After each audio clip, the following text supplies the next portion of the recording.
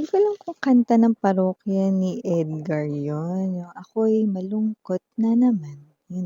I just heard that, 'no. So this person here malinaw na malungkot siya ngayon.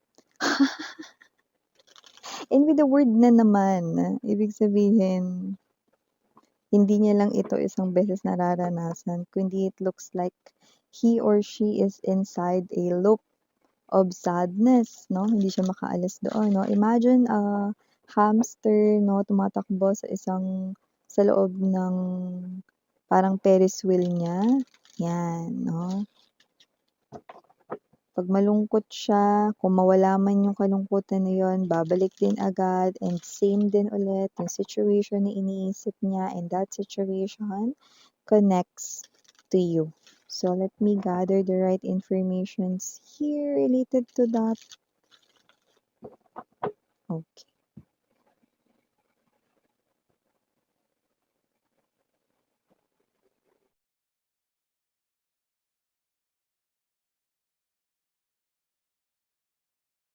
King of Swords, Hierophant.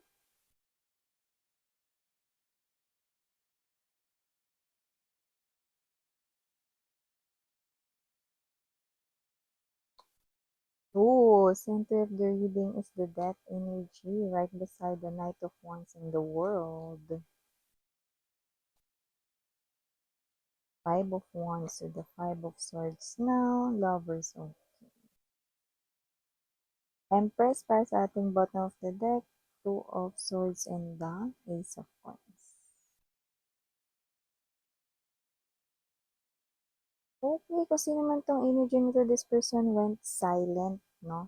Dito sa inyong connection. And mukhang napaghiwalay kayong dalawa dito. May mga nagtagumpay na paghiwalayin kayo. May mga intrimitida rito. Pwede mga sulsol, nakatrabaho, mga energies ng mga tao sa paligid na nakaapekto sa inyong dalawa. Or pwede rin naman na meron kasi dyan na may gusto sa kanya tapos nagtagumpay yon. Basta, in other words, with the death energy sa ating center, no, ito yung bagay na kayong dalawa ay separated na ngayon. Hindi na kayo ngayon. Nag-end na with the world card energy ang inyong connection. At malaki ang indikasyon na may mga taong involved kaya tuluyang nagdesisyon ang person mong mag-hiwalay or mag-break kayong dalawa. Yung iba, involvement of other energies. Yung iba naman, isang person lang yon na pwedeng may gusto palang lihim sa person mo, no? Tapos, maaaring may energy ng pag-brainwash with the hangman energy. Kasi dito naapektuhan yung mind o yung isip ng person mo. No? So, ngayon, ayan, nakikita ko ito sa tinutumbok ng mensahe rito, no? Ang tagal niyang nanahimik with the Hierophant energy, hindi kayo nag-usap, hindi siya nagparamdam. Ngayong araw, mataas ang chance ang magpaparamdam na ito sa iyo. Ayan.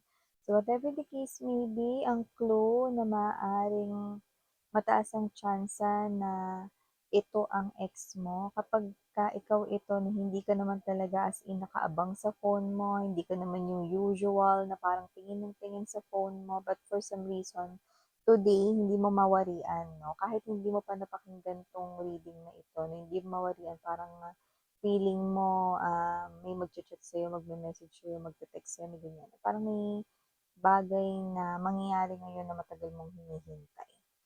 Ayan. So, bago natin pag-usapan ito more, batiin na natin everybody. Hi, hello there everyone. Welcome new subscribers. Ito yung Instant Buyers. Thank you po sa inyong walang sawang love at support for me. At kung din pa naman pa po tayo no, na isa pang channel, link down below lang sa description box. If interesado, click lang yan para makarating kayo there. And everyday nag-upload tayo ng collective readings for all signs doon. At yun know, na time to start pwede nangyari na. Sa iba nangyayari na ngayon, sa iba mangyayari pa lang kaya naman. Just take only what resonates. But here, malinaw na malinaw mga mahal, no? Na kung sino man tong energy na to, no? This person here ay someone na mataas ang chance ang magme-message ito sa'yo, no? Actually, pinag-iisipan niya na yan itong mga nakaraan pa lamang at mukhang hindi na rin siya nakikipag-usap masyado or kung mga katrabaho niya ito, hindi na siya dyan sumasabay masyado sa lunch, no? At saka dati parang nai-enjoy niya yung mga biro-biro ng mga yan. Kahit walang kinalaman sa relationship ninyo, na-enjoy niya yung company ng mga yan. Na-enjoy niya yung kwentuhan, usapan, no, natatawa siya, mga ganyan. Pero ngayon, mukhang nagbalik na rito ang wisyo ng person mo. No? Mukhang ngayon, naiisip niya na itong mga tao na ito ang naging dahilan kung bakit ngayon ang sakit ng ulo. Ang mga taong ito ang naging dahilan or ang taong ito, yan, no, kung isa man yun, isa lang yun, no, para naman sa iba yung ex rito, baka yun yung third party, no.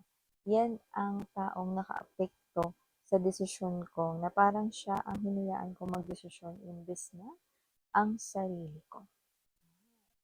So, ibig sabihin, kung sino man itong person mo lumalabas to the page of source energy, naiintindihan niya na ngayon, no?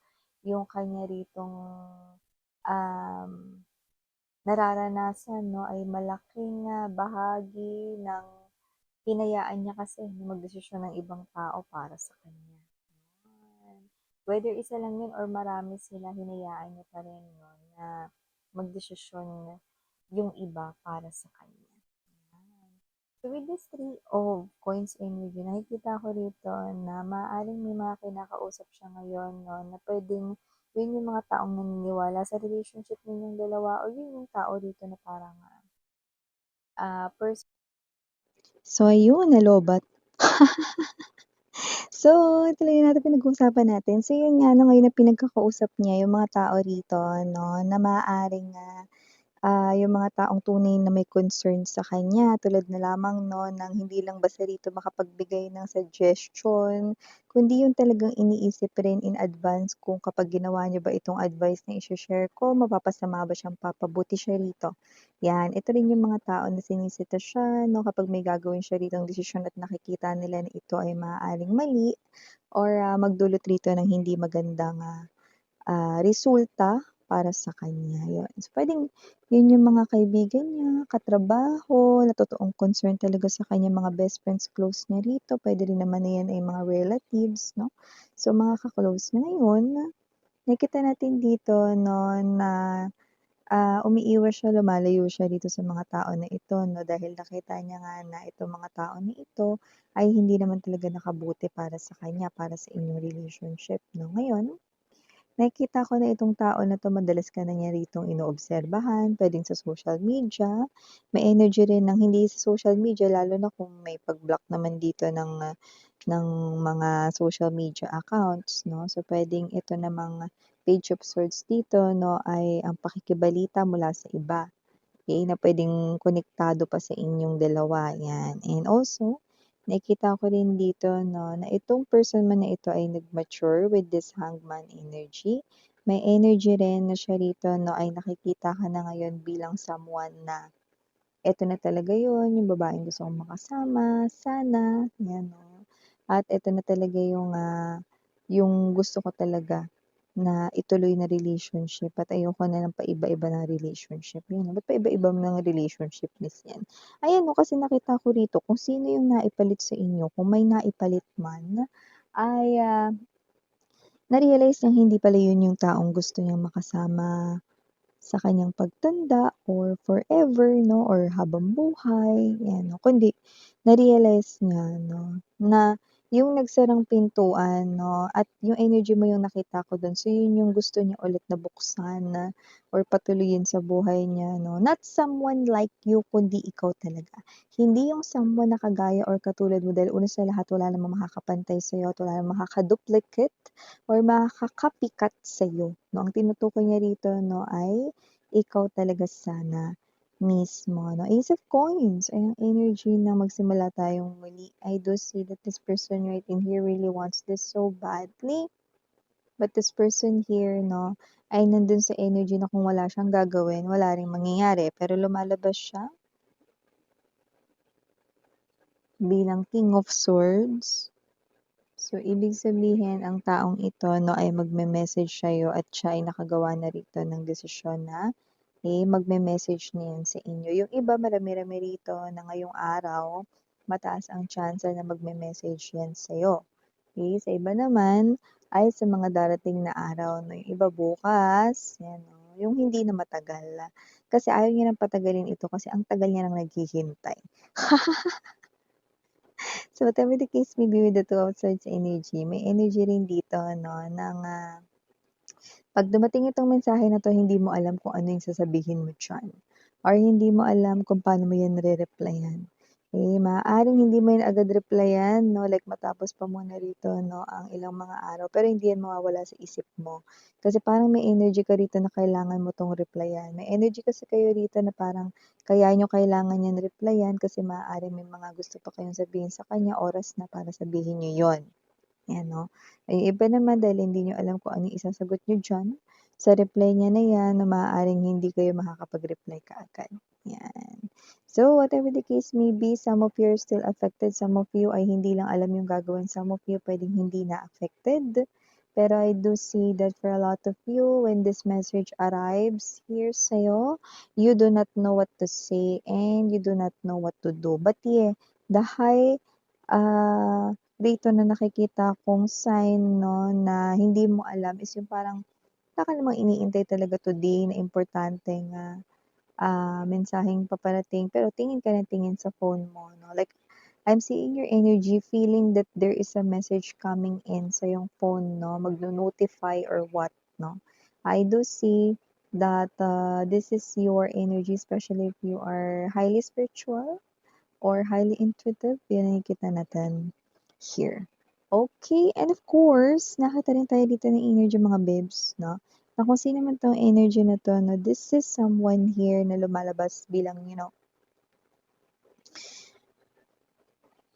parang I don't know siguro iba sa inyo, pwedeng younger siya sa inyo sa edad or age, just take only what resonates. Pero, ang maganda ngayon, kung younger man siya sa inyo sa age, no, nagma-mature na siya ngayon.